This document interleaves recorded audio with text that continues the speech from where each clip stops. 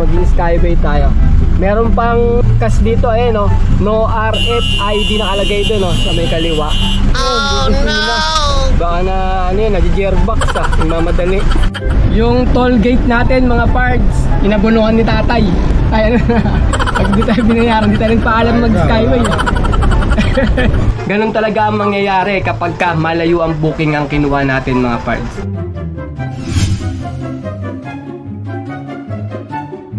Good day mga pards, today is another booking day na naman tayo. May 4 ngayon, Saturday. Time check mga pards, 9:30 na. Nag-aabang kami ng booking dito sa may garahe namin. Medyo maraming booking ngayon, kaso alam mga malalayo yung mga pick up Kaya nag-aabang pa tayo ng mas malapit na pick up dito sa amin para kuwanin natin. Kapag Sabado mga pards, iba-iba. May Sabado na malakas, may Sabado rin naman na mahina. Ngayon, medyo maganda yung booking ngayon, marami yung pasok ng booking. Pero kahit maganda yung pasok ng booking ngayong umaga, hindi natin predict mga pards kung maganda yung kikitain natin sa araw na to. Merong booking na maganda sa umaga, pagdating sa hapon biglang tutumal. Meron naman mahina sa umaga, pagdating sa hapon dun siya lalakas, kaya medyo maganda yung kikitain natin dun. Hindi natin masasabi talaga ang kitaan dito kay Lalamove. Minsan malakas, minsan mahina. So, yung ganda ng kita natin, nakabase na lang sa ganda ng booking. Pagka maraming booking, medyo maganda yung kikitain natin. Tapos bumabase na rin tayo sa yung mga buwat-buwat, yung mga helper, tapos yung magagandang tip na binibigay ni customer sa atin. Kung minsan mga parts, meron tayong mga abusadong mga customer na hindi naglalagay ng mga helper kahit may bubuhatin. Tapos pagka siningil natin, minsan marami silang dahilan, keso ganyan, nagagalit pa nga ako minsan. Hayaan na natin yung mga parts kasi kadalasan marami pa naman customer na mga mababait. Kung minsan naglalagay sila ng mga helper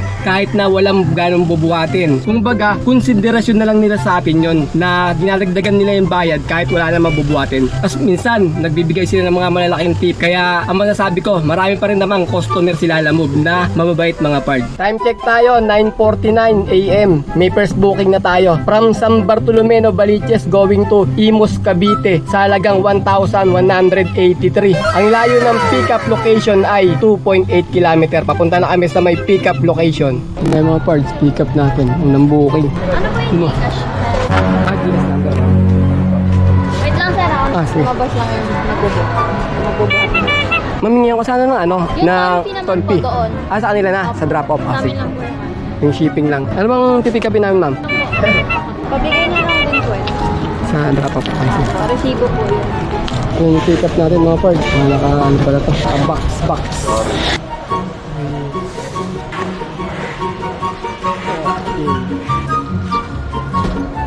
Yan yung pick up natin mga pards. Meron pa, inintay pa natin yung kulang pa daw yan. Dito mga pards, pagka mag-pick up kayo, hindi natin maiiwasan na magasgasan tong sasakyan. Kasi iba-iba yung mga pinipick up natin. Minsan mga ganyan, katulad yung box.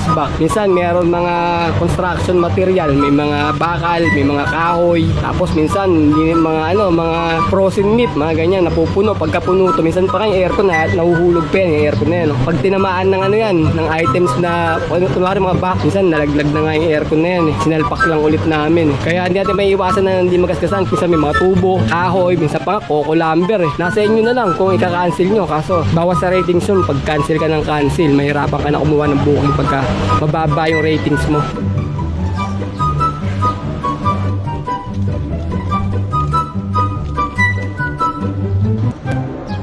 Okay, sige, thank you. Nasa may skyway tayo mga pards, maging skyway tayo. Meron pang kas dito no, no RFID nakalagay doon sa may kaliwa. Yun, bubusina. Baka na nag-gearbox mamadali. Ayan mga pards meron pa siyang no RFID dito sa may skyway to Ano ngayon? May 2024. Na-update ko lang kayo na pwede pang dumaan dito sa may skyway, ang Cass Lane. Ayan mga pards, kita nyo naman pag dumaan tayo ng skyway, napakabilis dito. Kaya madali tayo makakapunta sa pupuntahan nating drop off. So na mga pards, exit na tayo ng skyway. Nasa may Cavitex na tayo. Binayaran natin sa exit dito 180. Kanina yung entrance doon 129. Mula Balintawak mga parts, nag-skyway tayo palabas dito sa may Cavitex. Inabot siya ng 309. Binayaran, tapos meron pa dito sa Cavitex 35. Plus natin yung 35 doon. Bali, pababayaran naman natin sa customer to pagdating dito sa may drop-off location. Yung toll gate natin mga parts, inabunuhan ni tatay. Nangangamba siya pag di daw tayo binayaran. Hindi rin paalam ng skyway. Hindi kami nagpaalam mga parts na dadaan tayo sa may skyway. Drop off tayo mga parts. Pero sa ano, dito ba to? Yung pabako? 144. Ah, 144. Magkano ba meron? Meron sir ha. Kwentahin ko lang. Kwentahin natin yung lahat. Nung nagbababa mga parts, pwede tayo mag-abang ng booking. Ayaw nga pala. Ano pala? I-Gcash pala sa akin. Tatawa yung nag-book pala. Magano? Yung toll gate lang pala. Nakalimutan ko. Sorry. Kaya ano nga pala to. Sa may wala pa kasi ang bayad eh. Tawagan ko pagka nag-drop na raw. So ito na lang babayin na lang. Oh. Ano magkano? 344. Sakto lang naman yun ang tama lang.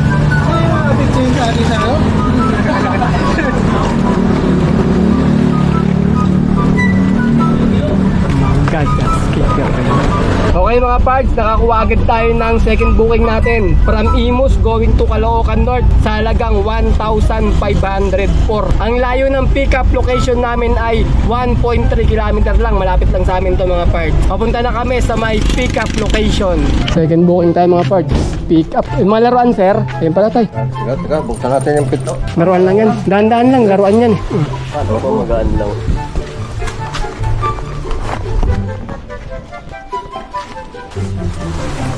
Ilang box yan sir? Ayun, tsaka yun. Ito lang. Dahil dalawa tayo dyan, baka tumumba eh. Sa ilalim. Hawak mo na.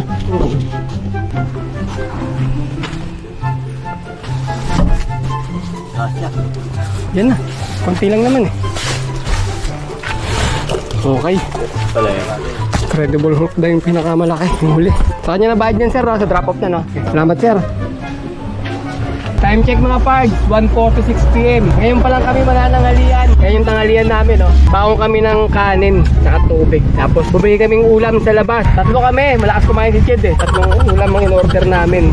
Magkano yung ulam tay? 210. 210 ninabot yung ulam natin. Kasi malakas kumain si Ched eh. Kaya tatlong ulam yung order. Dati 120 lang. Okay na eh, dalawang order lang. Okay mga pards, kain muna kami. Okay mga pards, papunta tayo ng North Caloocan. Ang layo ng drop-off natin ay 55 km. Alright, let's go! Traffic mga pards, doon tayo sa may Pablo de la Cruz. Halimbawa, galing ka ng C5 Mindanao Avenue. Yung pinakadulo nun, ito yun, yung tatagusin mo yung P de la Cruz. Dito yung pinaka-kanto ron, General Luis. Ngayon, ginagawa kasi mga kalsada nito kaya sobrang traffic mga pards. Mali, ito talaga tinuro sa atin ni map na daanan. Ito kasi pinakamalapit na daanan papunta ng Bagumbong, Caloocan North. Doon tayo pupuntin, drop off natin yung mga laruan. Drop off tayo mga pards, second booking. Okay.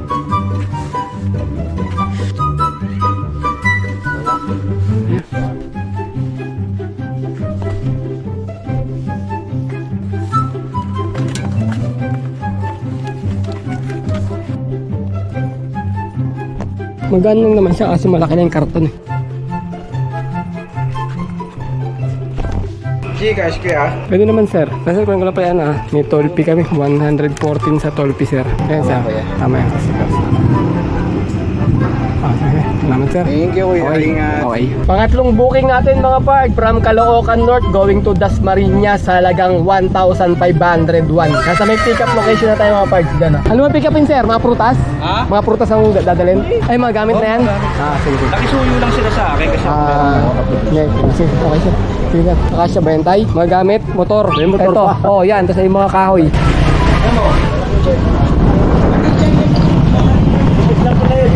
Malipis lang. Sige, subukan na lang natin. Kung ano. Taas mo. Hindi, atras muna, sumabit. Yan. Paiga. Oo, yan.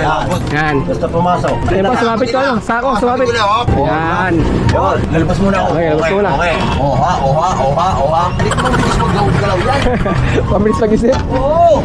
Tons lagi yan. Okay, push na mo. Sige, push nyo. Oo, di ba? Wala, hindi kakasa talaga yung motor eh. Ano ba? Oo, kasama pa yan. Oo, diba? Oo. Okay mga pards, na-pick up na natin yung third booking natin. Papunta tayo ng Dasmariñas, Cavite.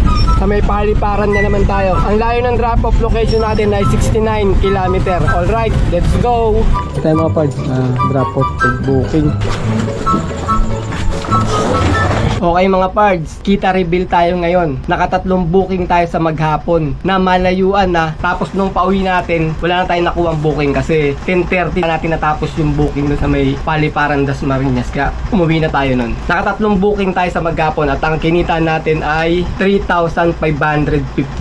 Pagkatapos mga pards, nakakuha kami ng 350 na tip pa. I-plus natin dito yun. 3,559 plus 350. Sabihin na natin naka 3,900 tayo. Pagkatapos bawasan naman natin ng 1,300 na pan-diesel at 200 na pagkain. Lumagpas ang 200, mga 200 plus yung pinangkain namin mga pards. Pero parang ganun na rin yun. Ano lang din yung konti lang naman. Kaya sabihin na natin naka 1,500 tayo sa may diesel at pangkain. Ngayon, bawasan natin yung 3,900 ng 1,500. Ang kalalabasan niya ay 2,400. Ayun ang kinita natin sa araw na to mga pards. Naka 2,400 tayo na malinis. Labas na rin yung pan-diesel, pangkain.